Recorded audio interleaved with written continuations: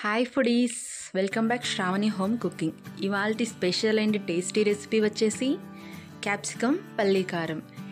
ఈ క్యాప్సికమ్ కర్రీని ఎప్పుడూ ఒకే విధంగా కాకుండా ఇలా స్పెషల్గా నోరూరించే క్యాప్సికమ్ పల్లీ కర్రీని మీరు కూడా ట్రై చేసి చూడండి.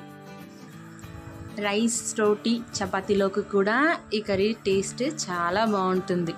మీరు కూడా ఖచ్చితంగా ట్రై చేసి చూడండి, మీకు కూడా నచ్చుతుంది. ఈ నోరూరించే పల్లీ కారంని ఎలా ప్రిపేర్ చేయాలనేది ఈ వీడియోలో చూసేయండి.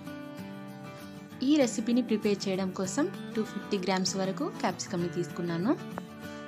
వీటిని ఇలా చిన్న ముక్కలుగా కట్ చేసి సైడ్ పెట్టుకున్నాను. స్టవ్ ఆన్ చేసి ఒక కడాయి పెట్టి కొన్ని పల్లీలను యాడ్ చేసుకోవాలి.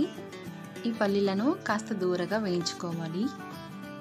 2 to 3 మినిట్స్ పాటు పల్లీలు వేగిన తర్వాత ఒక ప్లేట్లోకి తీసి సైడ్ పెట్టేసుకోవాలి. ఈ పల్లీలు కాస్త చల్లారిన తర్వాత ఆ పొట్టు మొత్తం పక్కకు తీసేసి గ్రైండ్ చేసుకోవాలి.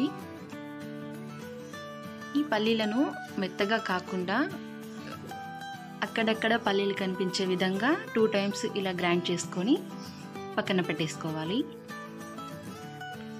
ఇప్పుడు స్టవ్ ఆన్ చేసి ఒక కడాయి పెట్టి 2 టేబుల్ స్పూన్ వరకు ఆయిల్ని యాడ్ చేసుకోవాలి.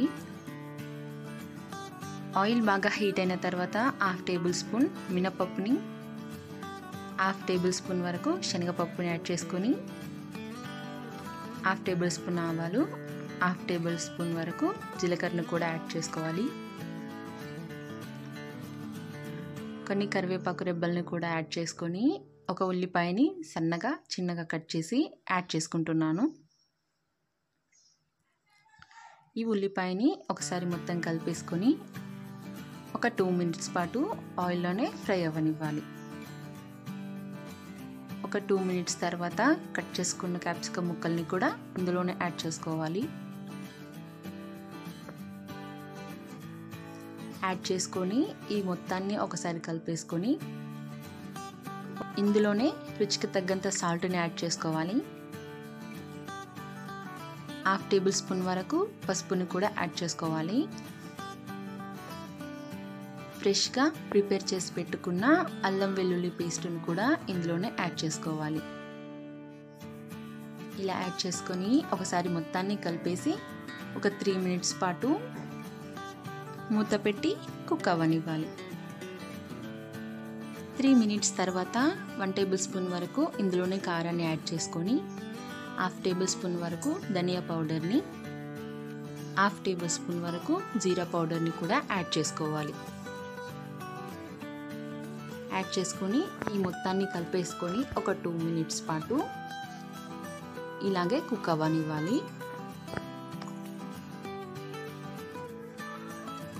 ఒక 2 మినిట్స్ తర్వాత ఇందులోకి మాడిపోకుండా ఉండటం కోసం టీ గ్లాస్తో 1/2 గ్లాస్ వరకు వాటర్ని యాడ్ చేసుకోవాలి. ఈ క్యాప్సికమ్ను 5 మినిట్స్ పాటు మెత్తగా కుక్ అయ్యేలా మూత పెట్టి వదిలేసేయాలి. ఇలా ఒక 5 మినిట్స్ తర్వాత మూత తీసి అందులోకే 1/2 టేబుల్ స్పూన్ వరకు గరం మసాలాని యాడ్ చేసుకొని ఇప్పుడు గ్రైండ్ చేసి పెట్టుకున్న పల్లి పొడిని కూడా యాడ్ చేసుకోవాలి. ఆ కర్రీకి తగ్గంత యాడ్ చేసుకోవాలి. పల్లి పొడిని వేసుకొని అందులోనే కొద్దిగా కొత్తిమీరని కూడా వేసుకుంటున్నాను. ఇలా యాడ్ చేసుకున్న తర్వాత ఈ మొత్తాన్ని ఒకసారి కలిపేసుకొని ఒక 2 మినిట్స్ పాటు అలాగే ఉంచి స్టవ్ ఆఫ్ చేసుకోవాలి. స్టవ్ ఆఫ్ చేసుకొని వేడి అన్నంలోకి కొద్దిగా నెయ్యిని యాడ్ చేసుకొని ఈ కర్రీని తింటూ ఉంటే దీని టేస్ట్ చాలా బాగుంటుంది. ఇలా నోరూరించే క్యాప్సికమ్ పల్లీ కారంని మీరు కూడా ఈ ప్రాసెస్లోనే ట్రై చేయండి. ఎలా వచ్చిందో కామెంట్ రూపంలో తెలియచేయండి. మీకు ఈ వీడియో నచ్చినట్లయితే లైక్ చేయండి, కామెంట్ చేయండి, సబ్స్క్రైబ్ చేసుకోవడం మర్చిపోకండి.